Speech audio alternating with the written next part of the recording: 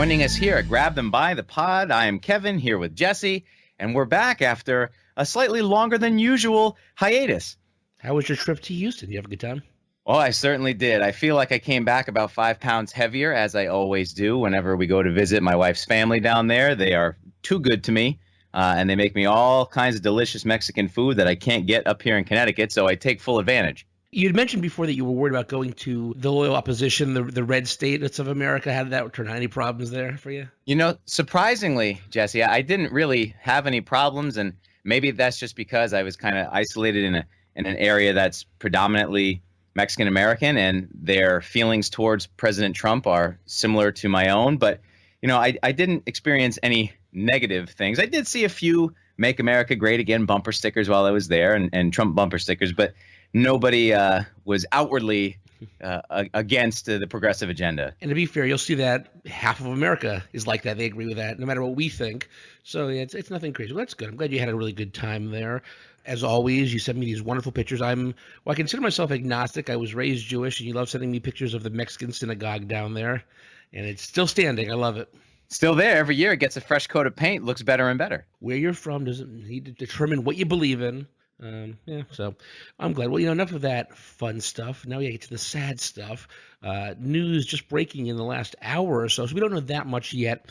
The United States dropped a large bomb on Afghanistan on some tunnels and caves where ISIS might be. And when I say large, it's the largest non-nuclear bomb that we have in our arsenal. It's called the Massive Ordnance Air Blast Bomb, or nicknamed the mother of all bombs. It's 21,600 pounds, creates a crater that's nearly 1,000 feet wide after being detonated 6 feet above the ground.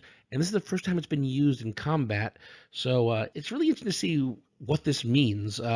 Sean Spicer today refused to acknowledge that the president signed off on this. He kept saying, talk to the Defense Department, or maybe General John Nicholson, who is the commander in Afghanistan, will have more information. So who the hell knows what's going on right now? I feel like there's just all these, I don't want to say wars, but all these conflicts starting up. It's freaking me out. How you feeling? Well, I don't know. I'm worried, as we all should be, but who's calling the shots here?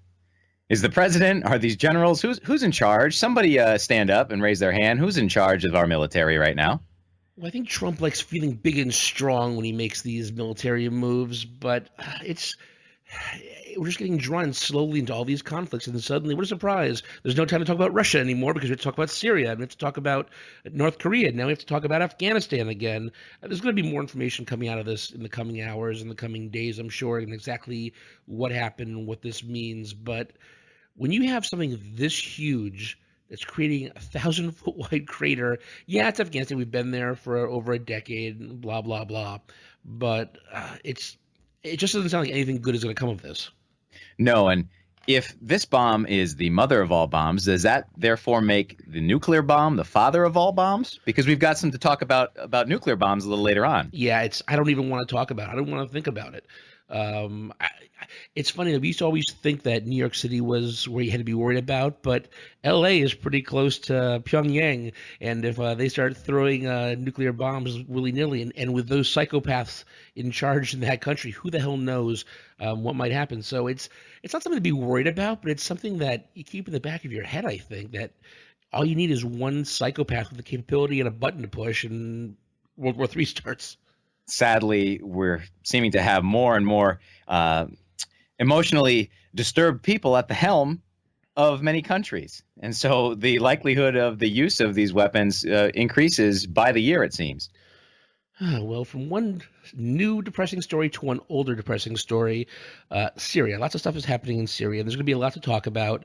So if I don't shut up or if I babble on, please stop me, Kevin. But late last Thursday, we were leaving trivia. President Trump actually ordered 59 Tomahawk missiles to be fired at a Syrian air base. This is in response of the Syrian warplanes who dropped sarin gas on a town, killed like 86 people. It was horrible, horrible.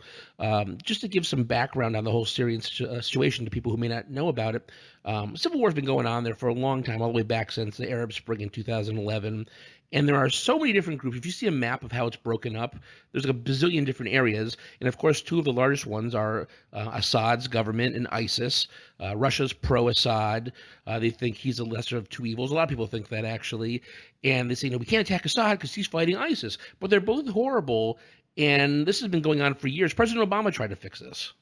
Well, I think it's important to point out that where ISIS comes into play here. I think on the American citizens register, it's ISIS is the problem in Syria. They have forgotten about the movement, the Arab Spring movement of 2011, where there were a number of successful revolutions to overthrow dictators in places like Egypt and Libya and a number of other countries in the region. Syria has been fighting this civil war ever since without any success in overthrowing their dictator, Bashar al-Assad. Now, Assad and his forces have been fighting against rebels that are trying to overthrow him. And also, in the meantime, the group known as ISIS, the Islamic State, was able to kind of rise to prominence in the region because of the instability. And as you mentioned, Assad and his forces have been one of the groups fighting against ISIS. So you're right, many people see him as the lesser of two evils. But when you use chemical weapons on your own people, perhaps that's the line in the sand. Yeah, and it's interesting to find out who draws which line, where, and when, because everybody has a different idea. Back in 2013, Assad killed more than 1,400 people in chemical attacks in Damascus, and Obama wanted to attack Syria, but he thought I should go to Congress first. I should get their authorization. He went there. He really didn't have enough votes. Eventually, Russia came up with a deal where Assad would give up his chemical weapons, U.S. would back off, and we said okay, which was a win for Assad because he killed 1,400 of his own people. And he got to stay in power, and he no longer had to worry about American interference. And while this is happening, Trump, who is now trumpeting the war drums to go to Russia, was tweeting out, why the hell are we going to go to Russia? The rebels are just as bad as the current regime. What do we get for our troubles? Nothing, billions of dollars. Obama stay out, blah, blah, blah. You can just Google them. There's all these tweets. And oh, what a difference 4 years makes. Well, much like with our own president, it depends on who you listen to. And is the media telling the truth? Because according to the interview that the AFP news agency, this is the French media, which is they're the third behind the AP and Reuters as far as international news outlets.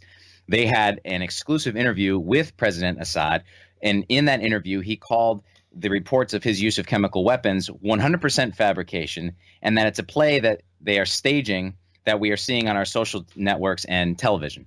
So, he's calling out the media saying that, it's lies, it's fake, much like President Trump has a tendency to do. So, but certainly the images that we're seeing coming out of Syria is hard to look past. I mean, it seems to be that this is being done, that he is using chemical weapons on his own people. Yeah, there's a lot of varying degrees of wag the dog going on, I think. It doesn't mean that things are being made up. If you don't know what wag the dog is, it kind of means pointing to another conflict to keep, if Bill Clinton was screwing around in the White House in the 90s. Oh, you point to a war over here and something no one's paying attention. So suddenly we're not talking about Russia anymore. We're talking about all these wars. So that's happening to a certain degree. But, I mean, you can't – pictures don't lie. And you're seeing what's going on over there. So when all this comes down, you're left with a couple of questions here. I think we should go through one by one. What made Trump change his mind on attacking Syria now versus what happened back in 2013? One, it seems like he finally realized that being a talking head and just babbling on against the person who's currently in charge is a lot easier than being that person in charge when you have all the data, all the photos, all the information of what's going on. It also looks like Ivanka had something to do with it. Eric Trump said the president's decision was partly influenced by the reaction of Ivanka, who was heartbroken and outraged at these pictures of the children dying from the guy. I don't want to belittle that because you see those pictures, it's horrible. We're all heartbroken. We're all outraged. But should foreign policy of this magnitude be based on emotion, especially by the daughter of the president? Ivanka, the first lady. No, wait a minute. No, she's not. She's simply, again, the daughter of the first special advisor now, but special advisor, right? But you're right. Should emotions dictate the decisions that, it's bad enough if you or I make, some decision based off of emotion, because the repercussions, the consequences are going to be minimal. They're going to affect us individually or maybe our closest members of our family. But when your decisions have the ability to impact the country and the world, then you need to be more measured in your decision making. And basing it off of emotions because your advisor / daughter was, having a tearful moment because she was seeing these children. I don't know. I mean, granted, Assad is not a good man, right? Yeah. He's been a dictator who has oppressed his own people, but we need to make better decisions. And that's what comes down to the next question being, was Trump right to fire the missiles? And I actually can see, at least laymen, people like you and me or people out on the street, just taking either side and being correct. people often say that, it's not our conflict, we shouldn't get involved, and I can understand that point of view. And then people also say, what if, it sounds ridiculous, but what if our government was shooting stuff at us? Would we want England or someone to pop in and save us? I sure as hell would want someone to come help me, because it's the right thing to do. And that's one of the things I think Americans think of, that, they do the right thing all the time, whether we do or not. Really, that's the thought in it. So it's not necessarily black or white whether attacking Syria for this stuff is the right thing to do. Again, I'm playing on my emotion. It's not hard, but I think when you're a president, you have to kind of take emotion out of it and kind of look at the facts. True, and more importantly, what gives the president the authority to order these airstrikes? Does he need the approval of Congress, or can he go at his own? Now, the Constitution is intentionally vague in a lot of areas, and this is a perfect example of it. Constitution gives the president the control over the military as commander-in-chief, but it also gives Congress the ability to declare war. And so you have something known as the Authorization for Use of Military Force, or AUMF for short, which Congress uses for hostilities against a particular enemy or set of enemies. Now, there is no clear answer on this. Does the president need to get approval from Congress before acting? Not necessarily, not in the eyes of the Constitution. At the same time, is Congress the one that's supposed to pull the purse strings on war and determine whether or not we go to fight? Technically, yes. So this is one of those vague areas of our system of laws that has us in this kind of limbo situation. Nonetheless, President Obama in 2013 went to Congress for approval, did not receive it, and so he himself chose to back off of retaliation. So President Trump did not. Let's also keep in mind that people like President Clinton just bombed the hell out of Bosnia without any authorization from Congress. Truman did it in Korea to a certain degree. So again, it's one of those things. There's gray areas there, and what is an act of war, what's declaring war, and what's just a combat operation. It's in the eye of the beholder, and usually the party that is in the minority is going to think one thing, and the party that's in the majority will think another, regardless of which party it is. Oh, absolutely. It is used by both sides. So this is not a partisan issue. This is just one of those gray areas of our Constitution. So the final question is, what's next? And I look at that as being the $64,000 question. What's Russia going to do? Rex Tillerson's been meeting with ambassadors in Russia, with Putin himself. I had to laugh. I saw the news article that was titled, Secretary of State Rex Tillerson and Russian President Vladimir Putin appear to agree on at least one thing: the relationship between the U.S. and Russia could be better. They were actually saying it could be getting as bad or worse than during Cold War years. So that's not good. And I don't know that it will get to the point that it did in the Cold War, but has no one learned from history? The Cold War didn't have too many positive effects on the Soviet Union.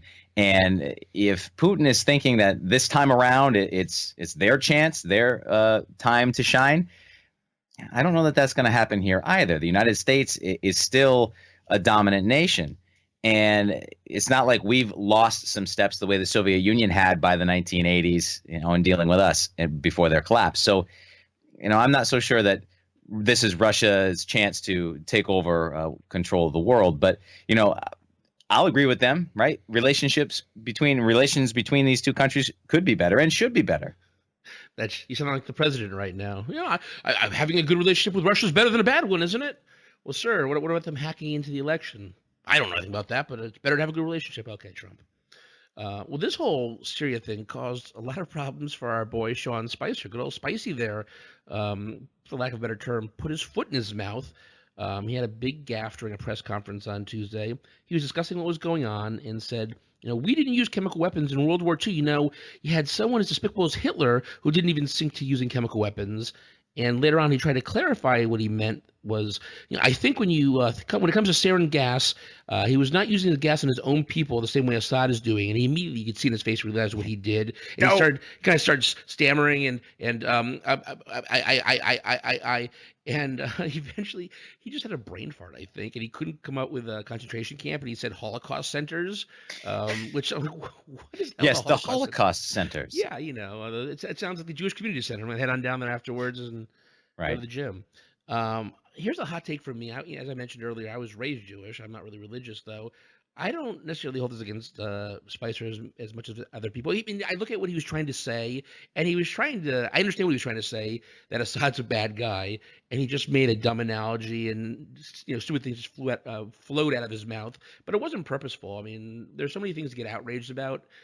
It was dumb, and it's fun to get mad, I guess. But I'm not holding it against him as much as some other people are.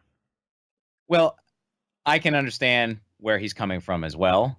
And you're right. I don't believe that this was intentional, that he was really trying to say something here that would hurt the feelings of the people who suffered at the hands of the Nazis during the Holocaust. But, the gas chambers were more than just showers, right? The chemical weapons were used on the grandest scale, right? Where 6 million people were systematically eliminated from the world because of their religion or their disabilities. And when you are speaking on behalf of the president of the United States, so you are the face of the administration to the media and to the public, you've got to be better prepared than that. You can't afford to make the kind of mistakes that the average person would in your position. And realize that a lot of those people are from Germany. They were his people, whether he liked it or not. Right. Exactly. And, I understand he's human. He makes mistakes, and there are bigger issues than to worry about Sean Spicer stepping on his words and putting his foot in his mouth. But again, it's another example. Had nothing else happened to this point in the Trump presidency with Sean Spicer and the gaffes that he's made, then this would be more forgivable. But yet here it is again, another example of the Trump administration not being able to put their best foot forward in dealing with the media. Spicer must be a really nice guy, because this is, again, another situation where I heard people on the opposing side really saying, Sean Spicer's a nice guy. He's got a good relationship with the media. I'm like, man, they all love this dude. So, again, we pointed out in the past that, maybe he's not so bad. Maybe he's just the worst job ever. But he's Sean Spicer. He's spicy. This isn't going to help when Melissa McCarthy is hosting Saturday Night Live in the next couple of weeks at all. No, Connecticut College must be so proud, his alma mater, right? He's made quite a name for himself, and maybe that's brought some attention to the school as well. Oddly enough, he has this misstep here, speaking about chemical weapons and referencing the Holocaust. Jared Kushner's been in the news a lot lately for his role in the White House, and according to Chloe Sorvino at Forbes magazine, an article she wrote recently, Jared Kushner's grandparents themselves survived the Holocaust, the concentration camps, before immigrating to the United States from Belarus after the war. So, interesting connection to the Trump administration itself. Yeah, I actually didn't know that. I knew somebody who was in Dachau and in Auschwitz too, and it's really interesting. You look at them and the stories they can tell, and hearing it from the person firsthand is much different than reading it in the book. And I think more people need to go to the Holocaust Museum, need to read this stuff. And him being Jewish, and now Ivanka, probably doesn't help matters with his relationship with Steve Bannon, who Breitbart, I don't want to say for a fact, but Breitbart has been accused many times for, among other things, being a little anti-Semitic. There's been a feud brewing for a long time. It kind of came to a head in the last week between Bannon and Jared Kushner. It started with Bannon being taken off the National Security Council. Then there's been rumors of Bannon and Reince Priebus being replaced in the Oval Office. Here's the main problem from what I could do. Kushner is, relatively speaking, in that White House, a moderate. He was a Democrat before moving into the White House, from what I've read, and he's been business interests all over the world, is what Steve Bannon would call a globalist, which he does not like that. And I guess you could consider him the establishment, while Steve Bannon is anti-establishment. He's a populist. He's also kind of nutty. From what article I read said, it's the oligarchy versus populism. And it's funny that those two factions are going against each other, where the American people seem to reject both. They hate big money in politics, but they also revere a lot of the things like the Constitution, Declaration of Independence, that Bannon wouldn't mind just ripping down to get what he needs. Well, I like moderate, and I think that's what this country needs right now, is some moderation in their politics. And so if Jared Kushner can bring that moderation to the Trump White House, then good for him. And I hope we see some positive results or positive effects as a result. But, as far as Donald Trump draining the swamp in Washington, D.C., Kushner's family is also very wealthy, right? He comes from $1.8 billion, again, according to Forbes magazine. So is that really draining the swamp? But I'll take it if he can make reasonable, rational decisions that are based on the facts and based on the data, and he's not going to act on impulse the way that I feel Steve Bannon. Lesser of two evils, man. That's what it comes down to sometimes in the White House. Oftentimes, yes, in politics, that is the way. If you look at some of the news stories and interviews that Trump has given over the last week, he's getting ready to throw Bannon out under the bus. Bannon's not going to be around much longer. He told the New York Post that, I like Steve, but you have to remember he was not involved in my campaign until very late. And he basically said, he didn't have anything to do with my win. I won. Yesterday, he told the Wall Street Journal that, Bannon's just a guy who works for him. In private, apparently, he's telling people that Bannon is not a team player. And the biggest part, which comes to Trump's ego, he doesn't like when people call him President Bannon, like SNL did, and that's really you can't piss him off and make his ego get hit at all. So I think his days are definitely numbered. Certainly, and according to Newt Gingrich, was quoted in a New York Times article by Philip Rucker, Ashley Parker, and Robert Costa. Gingrich said Bannon is a brilliant pirate who has had a huge impact, but White Houses in the end are like the U.S. Navy. Corporate structures are very hard on pirates. So, I think the end result for Bannon is that he certainly will be diminished, if not removed from his role, because Donald Trump does not take kindly to challenges to his authority. And certainly somebody that has an agenda as big as Steve Bannon is not going to fare well with Donald Trump and his personality. And moreover, as you said, Jess, populism is an idea that is also rejected by the majority of America. And if that weren't the case, then, why wasn't William Jennings Bryan ever president? I think, though, it is important to mention when it comes to pirates, they have some good qualities. They're always searching for more booty, which I can definitely relate to. This is a family podcast, Jesse. Sorry, guys. Sorry. So it's apparently this beef is squashed. Yeah, right. And you're not going to beat the son-in-law of the president. I'm sorry, he's married to his daughter. No matter what, he's going to win. It's just the way it goes. I don't even think Ivanka will divorce her husband just because Daddy says so. Though who knows? We never know what to expect. Some more news coming out last evening into this morning from North Korea. I mean, there's already been a lot to talk about with North Korea, but it sounds like they may be detonating a nuclear bomb any minute now, test-wise, in a cave somewhere in North Korea. That's not good. It's God. Between that going on and Afghanistan, it's just more and more problems. And when we said wackos with their finger on the button, Kim Jong-un is one of those people we're talking about. Yeah, and I'm a little bit worried about the fact that Donald Trump still believes that he can unilaterally deal with North Korea. He keeps saying that, right? Had a couple of tweets this week. North Korea is looking for trouble. If China decides to help, that would be great. If not, we'll solve the problem without them. USA, again, like it's a rally.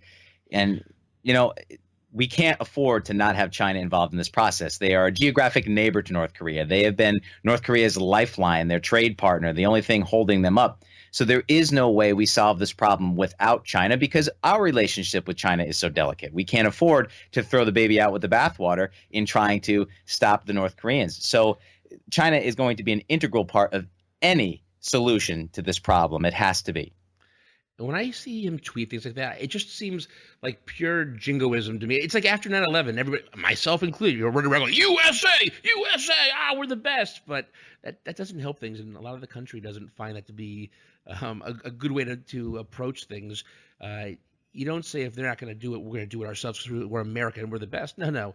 You have to wait until the time is right and you get people to work with you. Although I guess his meeting with the Chinese president went okay. No more fights. China's reportedly sent 150,000 troops to the North Korean border.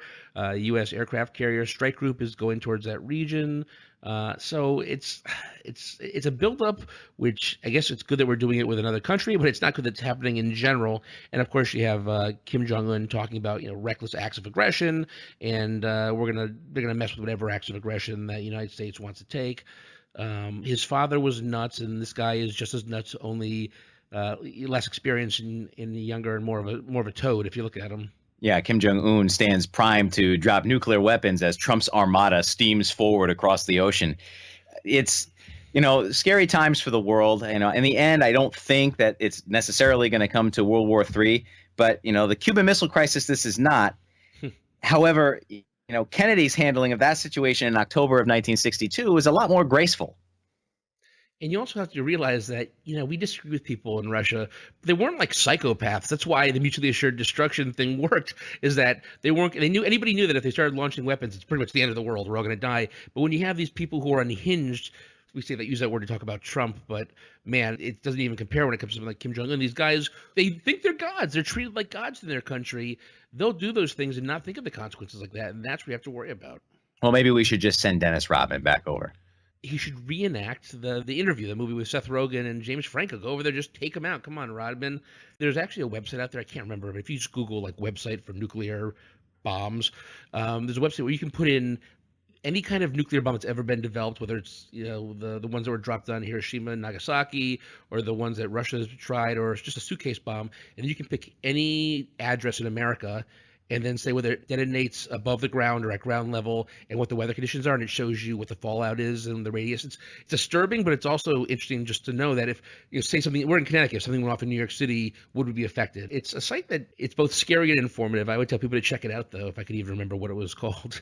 During the Manhattan Project, when these weapons were originally being tested back during World War II, and Robert Oppenheimer, the kind of the father of the nuclear bomb, it was said that as he watched those original tests, he kind of faced forward with a blank expression on his face as he came to the realization of what his genius had created.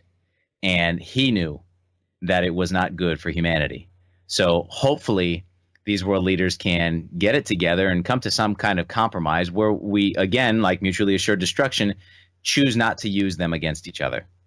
Yeah, I believe he said, now I've become death, the destroyer of worlds, which it's true. And you watch that if you don't even know what you're expecting, and you see that firsthand. I mean, there's nothing really to say other than we're going to wait and see what happens next. It's just very sad, very sad.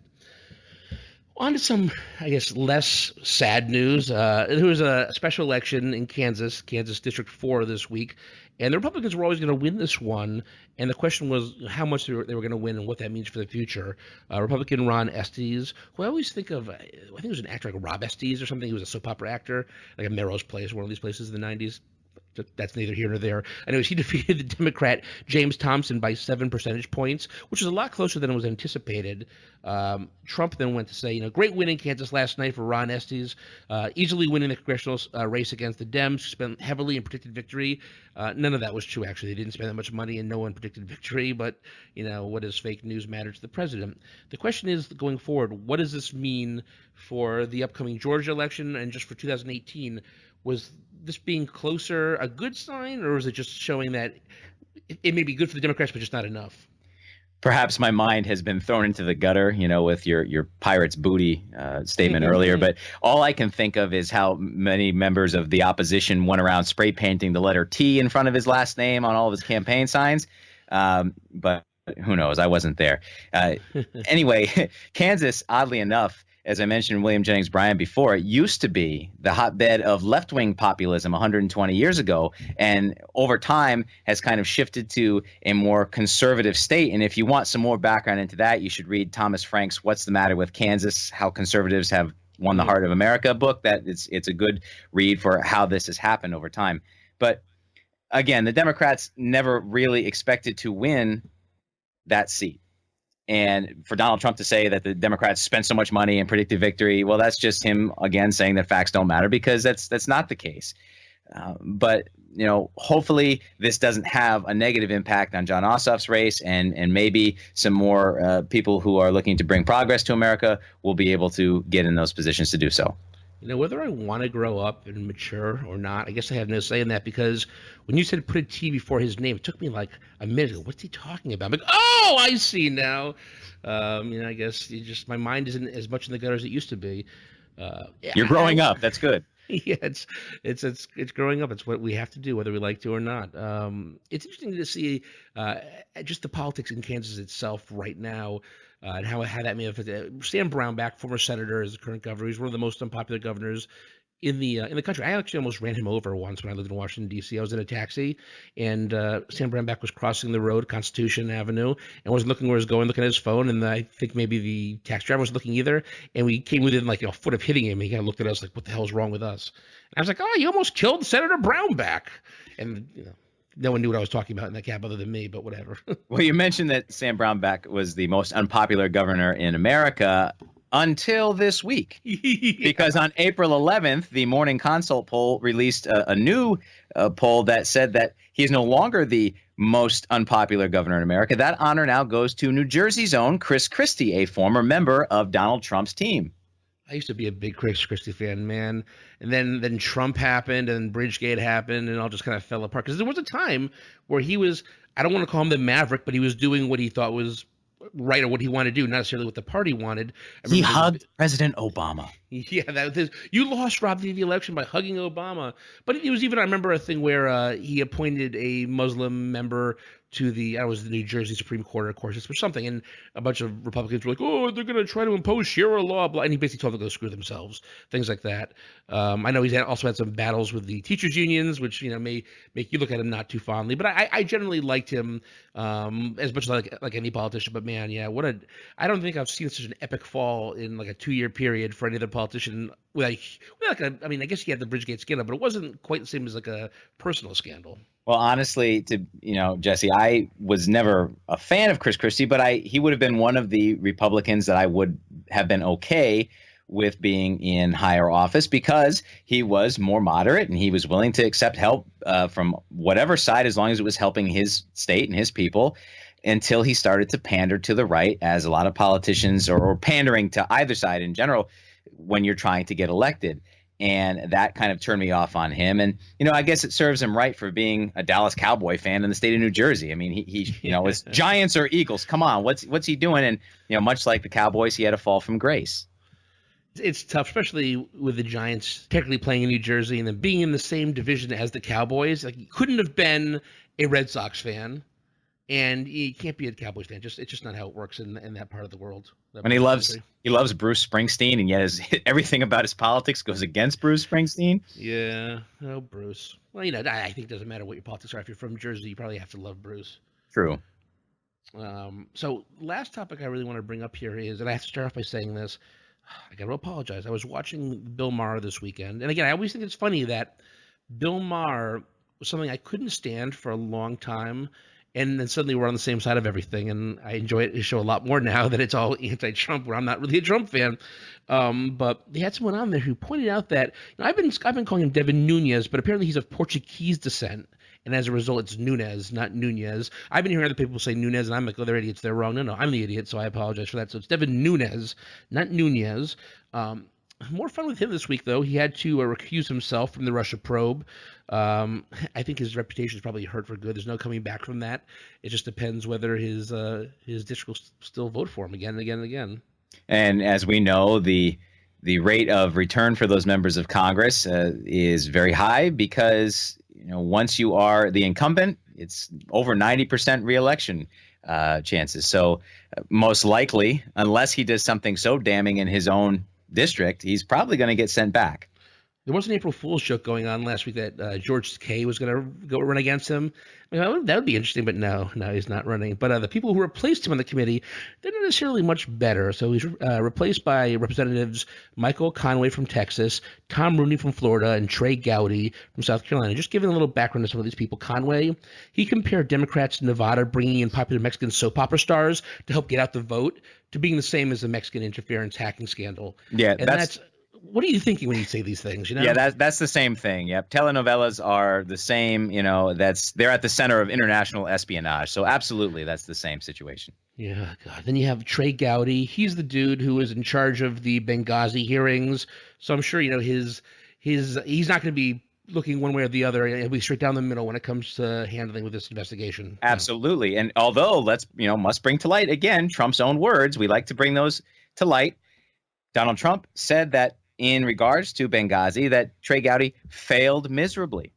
So how will that affect this? It's they can't just help attacking each other, and that's one of their problems. And then finally, you got Rooney, who said Obama should be blamed for Benghazi, claimed that the U.S. had involvement with the Russian Brotherhood, and actually cited Huma al-Abedin as she was at the time the State Department's deputy chief of staff, saying she has ties to the Muslim Brotherhood. No, she became even more famous later on by being chief of staff for Hillary Clinton and being married to our good friend Anthony Weiner. And it actually was just announced today that she's writing a book on her side of the whole sex scandal. So that's actually going to be must read material, I think.